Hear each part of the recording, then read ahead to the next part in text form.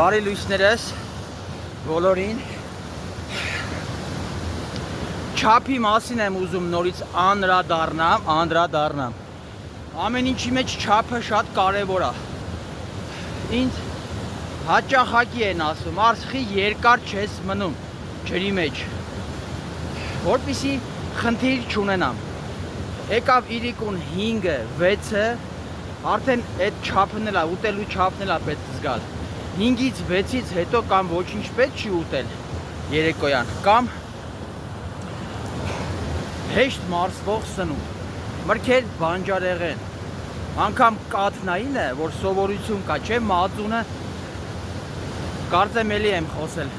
մածունը խմեմ քնեմ հաստաղիքից դժվար է դուրս գալիս մածունը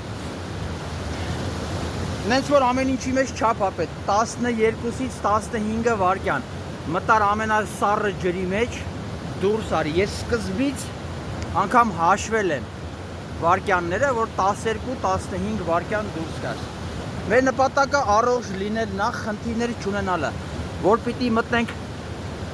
սառը ջրի մեջ խնդիր ունենանք որ պիտի հաց ուտենք խնդիր ունենանք որ պիտի ցանկացած սպորտով զբաղվենք խնդիր ունենանք իմա պետք է զբաղվելը ես հիշեցի Ректорս Москвայում ասում էր Лучше ничего не делать, чем переделывать и травмировать Ումա պետք է տրավմաները Բայց ցավոք սրտի մեծամասամբ ու որոշ մասը մարդկանց այդ